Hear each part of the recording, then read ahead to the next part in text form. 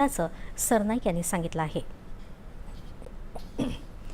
जागतिक छायाचित्र दिनानिमित्त ठाणे महानगरपालिका आणि ठाणे शहर दैनिक पत्रकार संघाच्या वतीनं महापालिका भवन इथं आयोजित करण्यात आलेल्या छायाचित्र प्रदर्शनाचं उद्घाटन उपमुख्यमंत्री एकनाथ शिंदे यांच्या हस्ते काल झालं।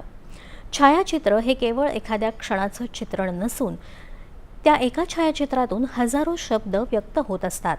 एखादे चित्र पाहिल्यानंतर त्या घटनेची किंवा प्रसंगाची अनुभूती नागरिकांना येते असं म्हणत बदलत्या ठाण्याचा विकास छायाचित्रकारांनी छायाचित्राच्या माध्यमातून मांडावा असं शिंदे यावेळी म्हणाले। छायाचित्रकार हा खऱ्या अर्थानं जागरूक नागरिक असतो। अनेक वेळा एखाद्या प्रसंगाचं छायाचित्र टिपताना त्यांना संबंधित व्यक्तींच्या रोषालाही सामोरं जावं लागतं।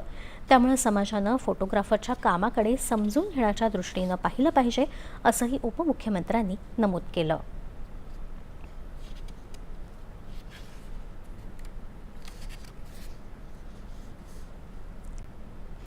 राज्य सरकारने नाशिक आणि रायगड जिल्ह्यासाठी पालकमंत्र्यांच्या